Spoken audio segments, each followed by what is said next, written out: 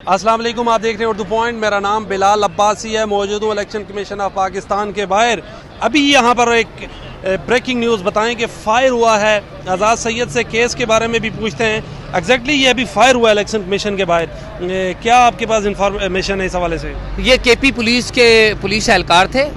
KP का एक हलका है NA13, उसके MNA साले मोहम्मद PTI से ताल्लुक़ है उनका।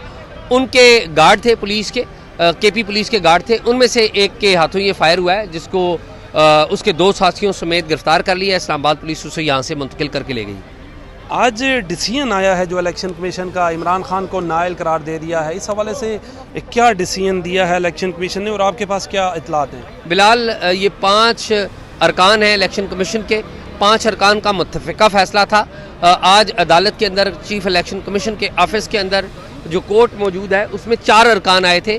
चीफ इलेक्शन कमिश्नर ने ये फ़ैसला पढ़ के सुनाया और आखिरी जो पैराग्राफ है, ऑपरेटिंग पैरा जिसे कहते हैं, वो सुनाया। और उन्होंने बताया कि इमरान खान मिस डिक्लेरेशन के मुर्तकब हुए और करप्ट प्रैक्टिसेस में इन्वॉल्व पाए गए हैं, इसलिए वो नाअहल करार दिए जाते हैं। अभी तफसीली जो फ़ैसला है वो आएगा, उसे चीफ इलेक्शन कमिश्नर जो है इंटरनेट पे जारी करेगा, अपनी वेबसाइट पे जारी करेगा, तो उसकी बाकी आर्गूमेंट भी सामने आएंगे। आज़ाद साहब, आज के डिसीजन के बाद क्या इमरान खान इलेक्शन नहीं लड़ सकते लाइफ टाइम के लिए या कुछ स्पेसिफिक टाइम के लिए ये डिसीजन है? ये इमरान खान पर ता हयात पाबंदी नहीं लगी है। इमरान खान के ऊपर 1 टर्म के लिए पाबंदी लगी है।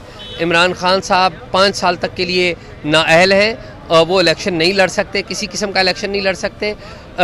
और इस फैसले के ख़िलाफ़ अब इमरान खान साहब अदलिया से रुजू करेंगे और अदालत के पास जाएंगे। और साथ साथ वो अवाम से तो पहले ही रुजू किया हुआ है, लेकिन उसको एहतजाज की सूरत भी मुनज़्ज़म करने की कोशिश करेंगे। इमरान खान साहब पर के पास रेमेडीज़ क्या क्या हैं? वो हाई कोर्ट से रुजू करेंगे या सुप्रीम कोर्ट से? क्या आपके मोस्ट लाइकली है इस्लामाबाद हाई कोर्ट से रुजू किया जाएगा, और अगर हाई कोर्ट से फ़ैसला उनके हक़ में ना आया तो वो सुप्रीम कोर्ट में जाएंगे। अब नवाज शरीफ और इमरान खान के साथ एक ही बात नहीं हो गई आर्टिकल 63 के तहत? फ़र्क बातें।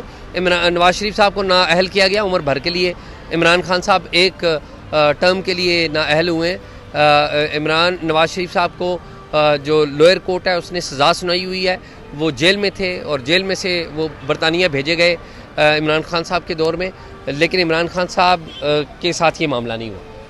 जो इमरान खान साहब अदम एतमाद कर रहे थे चीफ इलेक्शन कमिश्नर पे, और फवाद चौधरी साहब जब आए वो कह रहे थे हमें अच्छे की तवक्को नहीं है, तो वो उनकी बातें सच निकली हैं या अदालत ने जो फैसला दिया इलेक्शन कमीशन ने मेरिट पे दिया? 8 साल से फॉरेन फंडिंग का केस चलता रहा है। ये केस भी काफ़ी अरसे से चल रहा है। सितंबर से अगस्त से ये केस भी चल रहा है। इशू ये नहीं है, इशू ये है कि जो फैसला इलेक्शन कमीशन ऑफ पाकिस्तान ने किया है, उसकी प्रोसीडिंग के दौरान इमरान खान के वकला को उनकी लीगल स्टैंडिंग का पता था और ये ब्रीफिंग देते रहे। और इमरान खान साहब ने खुद ही इस चीफ इलेक्शन कमिश्नर को तैनात किया था। अब वो खुद ही उनके ख़िलाफ़ हैं और इमरान खान साहब को आइडिया था कि ये फ़ैसला क्या आएगा, क्योंकि उनको अपनी लीगल स्टैंडिंग का भी आइडिया था कि क्या है।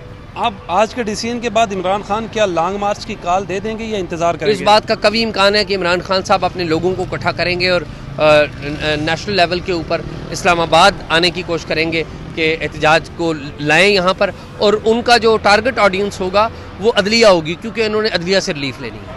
जी नाज़रीन, मेरे साथ मौजूद है सीनियर सहाफ़ी आज़ाद सैयद इलेक्शन कमीशन ऑफिस के बाहर। ये बता रहे थे आज के केस के हवाले से और इमरान खान के पास क्या क्या रेमेडीज़ हैं। अपने मेज़बान बिलाल अब्बासी को दीजिए इजाज़त। अल्लाह ने के बाद।